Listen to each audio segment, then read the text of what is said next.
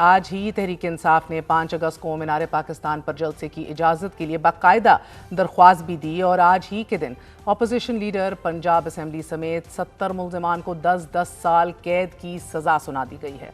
सरगोदा की इंसदाद दहशतगर्दी अदालत ने 9 मई के जिस मुकदमे में सज़ा सुनाई है वो मुकदमा तोड़ फोड़, इमलाक को आग लगाने और हंगामा आराई करने पर इंसदाद दहशतगर्दी की दफात के तहत दर्ज किया गया था। मुकदमे की समाअत के दौरान ही 50 से ज़ायद गवाहान के बयानात कलम बंद भी किए गए थे और सरगोदा की इंसदाद दहशतगर्दी अदालत की जानिब से कायद हिज़्ब इख्तिलाफ मलिक अहमद खान बच्छर के अलावा सदर सेंट्रल पंजाब अहमद चट्ठा और सेक्रेटरी जनरल बिलाल एजाज समेत 70 कारकुनान को सज़ा सुना दी गई है। अब अदालत ने अहमद खान बच्छर समेत केस के 32 मुल्ज़िमान को हाज़िरी से इस्तिस्ना दे रखी थी, जिसके बायस अदालती फैसले के वक्त अपोजिशन लीडर अहमद खान बच्छर समेत कोई भी मुल्ज़िम अदालत में नहीं मौजूद था। नाज़रीन, अदालत ने शाह महमूद कुरैशी समेत 14 मुल्ज़िमान का ट्रायल भी मुकम्मल कर लिया है और दौरान समाअत अदालत का यह कहना था कि डॉक्टर यास्मीन राशिद के वकील कल सुबह 10 बजे मजीद अपने दलाइल पेश करेंगे, जिसके बाद ही फैसला सुनाया जाएगा। यास्मीन राशिद गुज़िश्ता 2 साल से कोट लखपत जेल में कैद हैं। यास्मीन राशिद के खिलाफ जिना हाउस के करीब पुलिस की गाड़ियां जलाने, शादमान पुलिस स्टेशन को आग लगाने समेत कई संगीन तरीन दफात पर मबनी मुकदमात दर्ज हैं। कोट लखपत जेल में कैद पाकिस्तान तहरीक इंसाफ की 74 साला रहनुमा डॉक्टर यास्मीन राशिद एक कैंसर सर्वाइवर भी हैं और गुज़िश्ता रोज़ ही यास्मीन राशिद की तबीयत अचानक बिगड़ने पे एक बार फिर लाहौर के सर्विसेज अस्पताल उनको मुंतकिल किया गया और डॉक्टर यास्मीन राशिद के वकील ने फिर मीडिया को यह बताया कि उनकी मौकला कई दिनों से सांस की बीमारियों में मुब्तला हैं, लेकिन जेल इंतजामिया ने बर वक्त संजीदगी नहीं दिखाई। लेकिन आज हालत ज़्यादा ख़राब हो जाने पर जब डॉक्टर यास्मीन राशिद को मुकम्मल तौर पर सांस लेने में दिक्कत पेश आई तो उन्हें जेल से अस्पताल मुंतकिल कर दिया गया। इसी केस में गुज़िश्ता साल इसी अदालत ATC सरगोदा के जज मोहम्मद अब्बास ने भी हरासा करने और इंसदाद दहशतगर्दी अदालत के बाहर फायरिंग पर लाहौर हाई कोर्ट को ख़त अरसाल किया था। जज अब्बास का ये कहना था कि वो गुज़िश्ता माह से यहाँ तैनात हैं और उन्हें पैगामात पहुँचाए जा रहे हैं कि उनसे कुछ लोग मुलाकात करना चाहते हैं, अदालती चेम्बर्स में मिलना चाहते हैं और उनके इनकार पर कुछ लोगों ने उनके घर के बाहर लगे गैस के मीटर को भी तोड़ दिया। ख़त में मज़ीद ये कहा गया था कि उन्हें वापडा की जानिब से बिजली का इजाफी बिल भी भेजा जा रहा है और फाजिल जज का केस फिर रजिस्टर भी हुआ। ये मुकदमा आगे बढ़ा और दौरान समाअत ही सरगोदा के इंसदाद दहशतगर्दी अदालत के जज मोहम्मद अब्बास को हटाकर उनकी जगह दूसरे मोहतरम जज साहब मोहम्मद नईम शेख को तैनात कर दिया गया, जिन्होंने आज ही ये फैसला सुनाया है।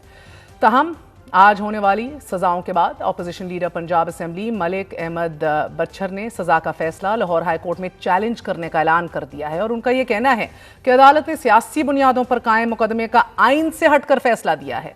26वीं तरमीम के बाद हुकूमत ने अदालतों को अपने ताबे कर लिया है और एक राय ये है कि 9 में मुकदमे में 10-10 साल सज़ा पाने वाले MNA अहमद चट्ठा और MPA अहमद खान बिच्छर सज़ा के बाद नाअहल हो जाएंगे। सो नशिस्तें खाली होंगी and they are going to be follow up elections और फिर नए इलेक्शंस होंगे। इससे पहले गुज़िश्ता साल भी 21 दिसंबर को सानह 9 मई में मुलव्विस 25 मुजरिमों को फौजी अदालतों से 10 साल कैद बामुशक्कत तक की सज़ाएँ सुनाई गई थीं।